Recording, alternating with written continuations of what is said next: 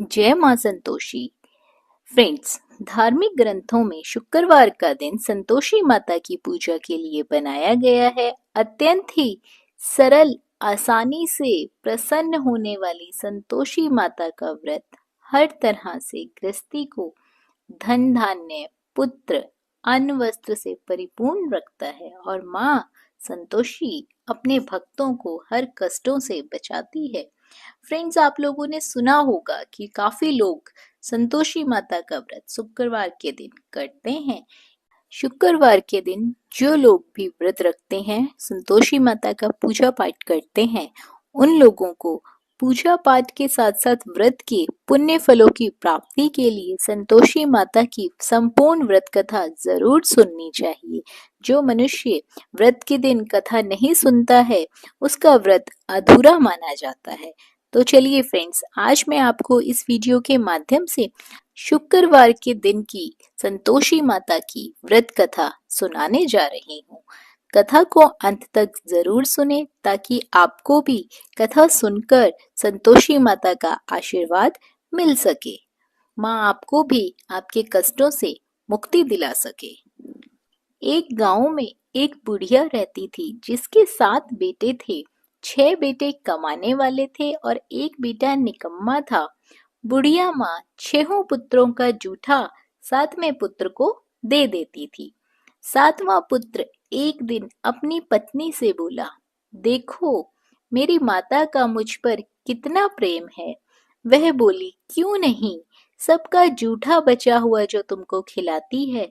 वह बोला, जब तक मैं आंखों से ना देख लूं, मैं नहीं मान सकता। पत्नी ने हंसकर कहा, देख लोगे तब तो मानोगे।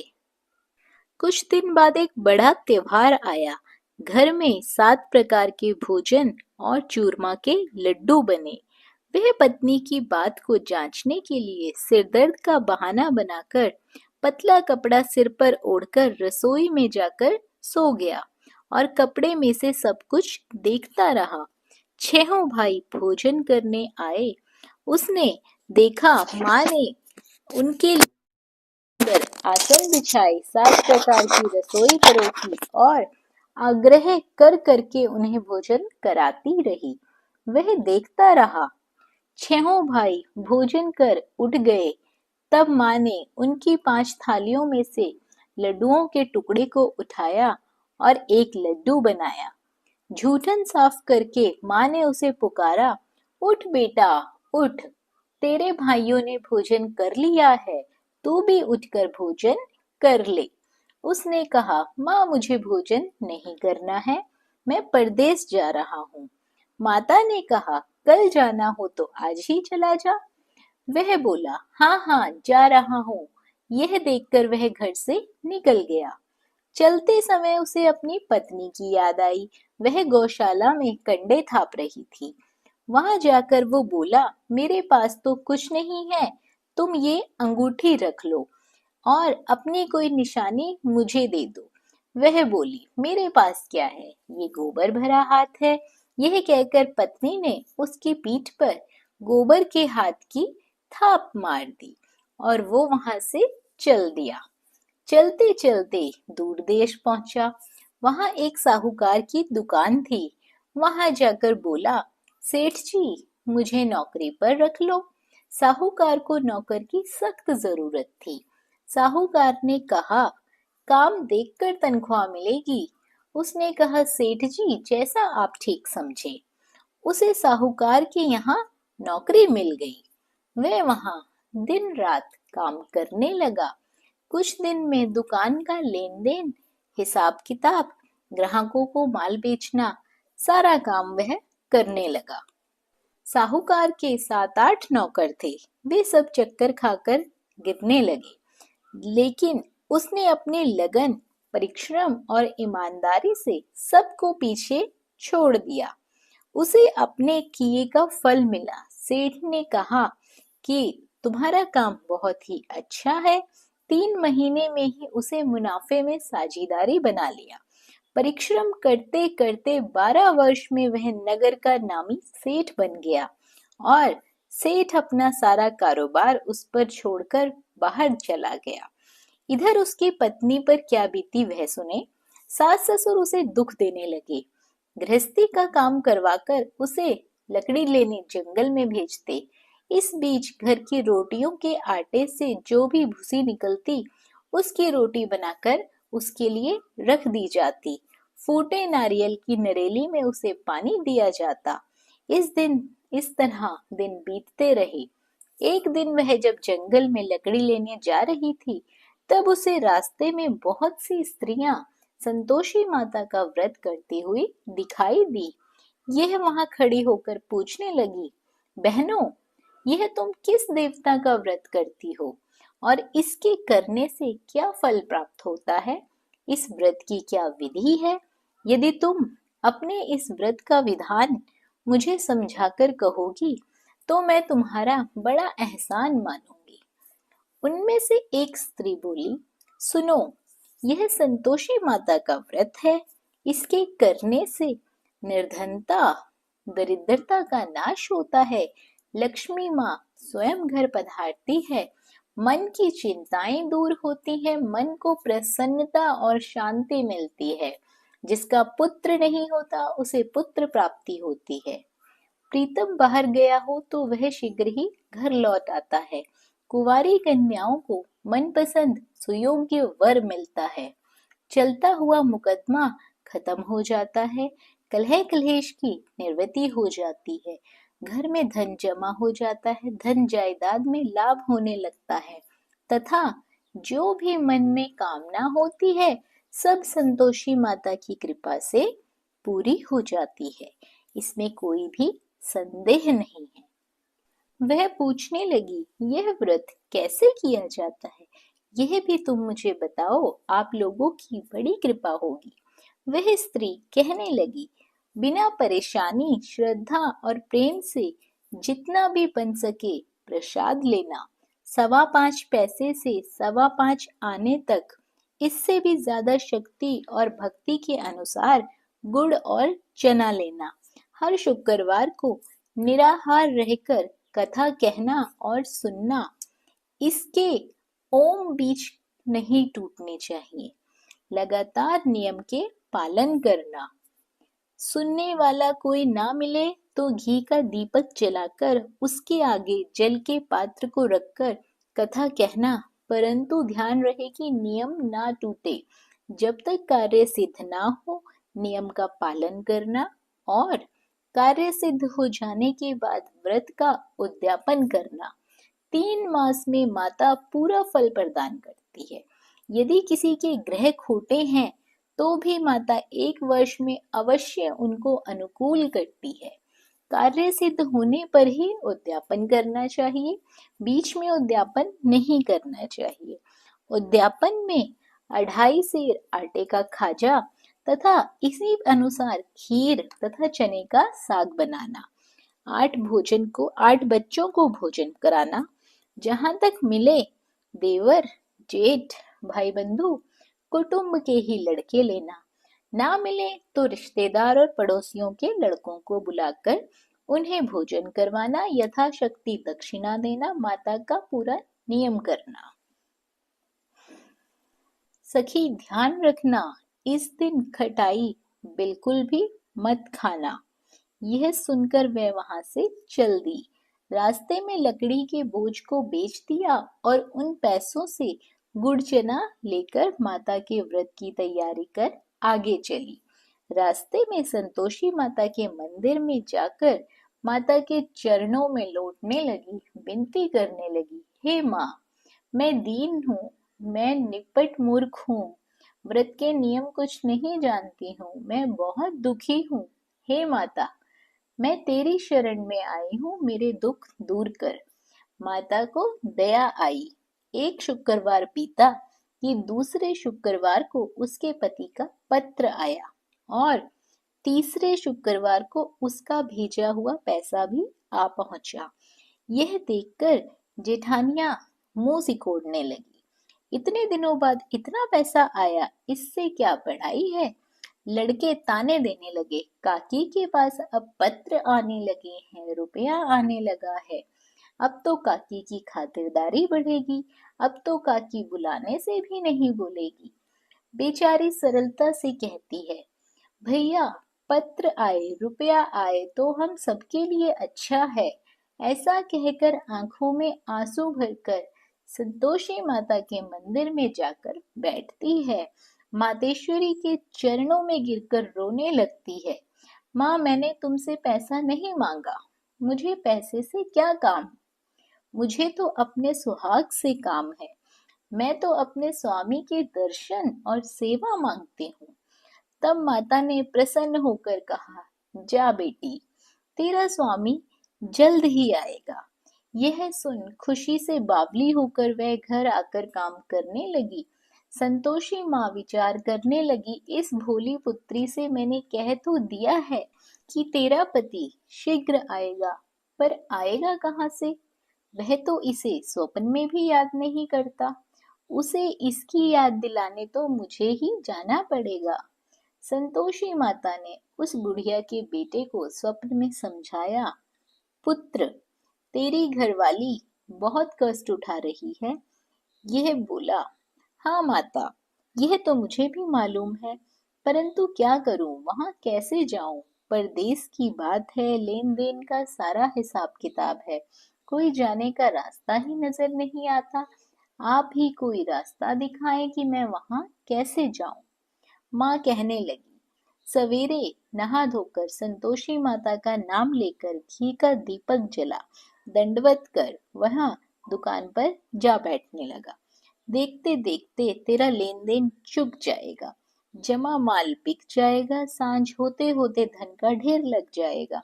वह अगले दिन सुबह जल्दी उठा। उसने मित्र बंधुओं परिचितों से स्वप्न में माता द्वारा कही गई बात बताई। वे सब उसकी बात सुनकर उसकी खिल्ली उड़ाने लगे। वे कहने लगे कि कहीं सपने भी सच होते हैं। एक बूढ़ा व्यक्ति बहुत समझदार था। वह बोला, देखो भाई, मेरी बात मानो, इस तरह साच या झूठ कहने के बदले देवता ने जैसा कहा है वैसा ही करो, तेरा क्या जाता है। बूढ़े की बात मानकर नहा धोकर उसने संतोषी माता को प्रणाम किया, फिर घी का दीपक जलाकर दुकान पर जा बैठा। शाम तक धन का ढेर लग गया। वह हैरान हुआ, मन में संतोषी माता का नाम ले बहुत प्रसन्न हुआ। घर जाने के वास्ते उसने गहना कपड़ा सामान खरीदने लगा। सब काम से निपटने के बाद वह घर के लिए रवाना हुआ। उधर उसकी पत्नी जंगल में लकड़ी लेने गई। लौटते वक्त बहुत थक जाने के कारण संतोषी माता के मंदिर पर विश्राम करने बैठ गई। यह तो उसका रोज रुकने का स्थान था। धूल उड़ती हुई देख उसने माता से पूछा, हे माता, यह धूल कैसी उड़ रही है? माँ ने कहा, हे पुत्री, तेरा पति आ रहा है। अब तू ऐसा कर, लकड़ियों के 3 बोझ बना, एक नदी के किनारे रख, दूसरा मेरे मंदिर पर और तीसरा अपने सिर पर। तेरे पति को लकड़ी का गट्ठा देखकर मोह पैदा होगा। ये वहां रुकेगा, नाश्ता पानी बना खाकर माँ से मिलने जाएगा। तू लकड़ी का बोझ उठाकर जाना और बीच चौक में गड्ढा डालकर 3 आवाजें लगाना। लो सासू जी, लकड़ियों का गट्ठा लो, भूसे की रोटी दो, नारियल के खोपड़े में पानी दो। आज कौन मेहमान आया है? संतोषी माँ की बात सुनकर वह बहुत अच्छा माँ कहकर प्रसन्न मन से लकड़ियों के 3 बोझ बना लाई। एक नदी के तट पर, दूसरा माता के मंदिर पर रखकर इतने में ही मुसाफिर वहां आ पहुंचा। सूखी लकड़ियां देखकर उसको इच्छा हुई कि यहीं अभी विश्राम कर लेता हूँ, भोजन बना खा पी कर ही यहाँ से जाऊंगा। इस प्रकार भोजन कर विश्राम कर वह अपने गांव में आया। उसी समय बहू सिर पर लकड़ी का गट्ठा लेकर आई। उसने गट्ठे को आंगन में डाला और जोर से 3 आवाजें दी, लो सासू जी, लकड़ी का गट्ठा लो, भूसे की रोटी दो, नारियल के खोपड़े में पानी दो। आज कौन मेहमान आया है? यह सुनकर सास ने अपने दिए हुए कष्टों को भुलाने के लिए कहा, बहू, तू ऐसा क्यों कहती है? तेरा मालिक ही तो आया है, बैठ, मीठा भात खा, कपड़े गहने पहन, पत्नी की आवाज सुनकर उसका स्वामी बाहर आया और उसके हाथ में पहली अंगूठी देखकर व्याकुल हो गया। उसने माँ से पूछा, माँ यह कौन है? माँ बोली, बेटा तेरी पत्नी है। आज 12 वर्ष हो गए जब से तू गया है, तब से गांव में जानवर की तरह भटकती फिरती है। काम काज कुछ करती नहीं है, 4 समय आकर खा जाती है। अब मुझे देखकर भूसे की रोटी और नारियल के खोपड़े में पानी मांगती है। वह बोला, माँ मैंने इसे भी देखा है और तुम्हें भी देखा है। मुझे दूसरे घर की चाबी दे दो, मैं उसमें जाकर रहूंगा। ठीक है बेटा, जैसी तेरी मर्जी, कहकर माँ ने चाबी का गुच्छा बेटे के सामने रख दिया। उसने दूसरे घर को खोलकर सारा सामान जमाया। एक ही दिन में वहां राजा के महल जैसे ठाट बाट बन गए। अब क्या था, वह सुख भोगने लगे। अगला शुक्रवार उसने पति से कहा, मुझे संतोषी माता के व्रत का उद्यापन करना है। पति बोला, बहुत अच्छा, खुशी से कर लो। वह खुशी खुशी माता के उद्यापन की तैयारी करने लगी। जेठ के लड़कों को भोजन के लिए कहने गई। उन्होंने मंजूर किया, परंतु पीछे से जेठानी ने अपने बच्चों को सिखलाया, देखो रे, भोजन के समय सब लोग खटाई मांगना, जिससे उसका उद्यापन पूरा ना हो पाए। लड़के भोजन करने आए, खीर पेट भरकर खाई, परंतु बात याद आते ही कहने लगे, हमें कुछ खटाई खाने को दो, खीर खाना हमें नहीं भाता, देखकर अरुचि होती है। लड़के उठ खड़े हुए, बोले, पैसे लाओ। भोली बहू कुछ नहीं जानती थी, उन्हें उसने पैसे दे दिए। लड़कों ने बाजार जाकर उन पैसों से इमली खरीदी और खाई। यह देखकर बहू पर माताजी ने बहुत कोप किया। राजा के दूत उसके पति को पकड़कर ले गए। अब सब मालूम ही हो जाएगा जब जेल की रोटी खाएगा। बहू से ये वचन सहन नहीं हुए। वह संतोषी माता के मंदिर में गई और कहने लगी, माता तुमने यह क्या किया? हंस खाकर क्यों रुलाने लगी? माता बोली, पुत्री तूने मेरा व्रत भंग किया है, इतनी जल्दी सब बातें भुला दी। वह बोली, माता भूली तो नहीं हूँ, ना कुछ अपराध किया है, मुझे तो लड़कों ने भूल में डाल दिया, मुझे क्षमा करो माँ। माँ बोली, ऐसी भूल भी कहीं होती है? यह बोली, अब कोई भूल नहीं होगी माता, आप बताओ मेरा पति कैसे आएगा? माँ बोली, पुत्री जा, तेरा पति तुझे रास्ते में आता मिलेगा। वह मंदिर से निकलकर बाहर आई तो रास्ते में उसे अपना पति आ दिखाई दिया। उसने पूछा, कहाँ गए थे? वह बोला, इतना धन जो कमाया है उसका कर राजा ने मांगा था, बस वही भरने गया था। वह प्रसन्न होकर बोली, भला हुआ, अब घर चलो। फिर अगला शुक्रवार आया। वह बोली, मुझे माता का उद्यापन करना है। पति ने कहा, ठीक है करो। वह फिर जेठ के लड़कों से भोजन को कहने गई। जेठानियों ने पहले की तरह ही लड़कों को सिखा दिया कि तुम पहले ही खटाई मांगना। लड़के भोजन करने बैठे, लेकिन भोजन करने से पहले ही कहने लगे, हमें खीर पूरी नहीं भाती, जी बिगड़ता है, कुछ खटाई खाने को दो। यह बोली, खटाई खाने को नहीं मिलेगी, खाना हो तो खाओ। उनके उठकर चले जाने के बाद उसने ब्राह्मणों के लड़के बुलाए, बुलवाकर उन्हें भोजन करवाया, दक्षिणा की जगह उन्हें एक एक फल दिया। इससे संतोषी माता बहुत प्रसन्न हो गई। माता की कृपा से 9 महीने बाद उसको चंद्रमा के समान एक सुंदर पुत्र की प्राप्ति हुई। पुत्र को लेकर वह प्रतिदिन संतोषी माता के मंदिर में जाने लगी। यह देखकर माँ ने सोचा कि यह रोज आती है, आज क्यों ना मैं ही इसके घर चलूं, इसका आसरा देखूं तो सही। यह विचार कर माता ने डरावना रूप बनाया। गुड़ और चने से सना मुख, ऊपर से मुंडम के समान ओंठ, उस पर मक्खियां भिन भिना रही थी। दहलीज में पैर रखते ही उसकी सास चिल्लाई, देखो रे, कोई चुड़ैल डाकिनी चली आ रही है लड़कों, इसे भगाओ नहीं तो सब खा जाएगी। बहू रोशनदान से देख रही थी। वह प्रसन्न हो उठी, आज मेरी माता मेरे घर आई है। यह कहकर दूध पीते बच्चे को उसने गोद से उतार दिया। इस पर उसको सास क्रोध में बोली, अरे रांड, इसे देखकर कैसी उतावली हुई है जो बच्चे को पटक दिया। इतने में माँ के प्रताप से जहां देखो वहां लड़के ही लड़के नजर आने लगे। यह बोली, माँ जी, मैं जिनका व्रत करती हूँ ये वही संतोषी माता है। इतना कहकर उसने झट से घर के सारे किवाड़ खोल दिए। सबने माता के चरण पकड़ लिए और विनती कर कहने लगे, हे माता, हम मूर्ख हैं, अज्ञानी हैं, तुम्हारे व्रत की विधि हम नहीं जानते। तुम्हारा व्रत भंग करके हमने बहुत बड़ा अपराध किया है। हे माता, आप हमारे अपराधों को क्षमा करो।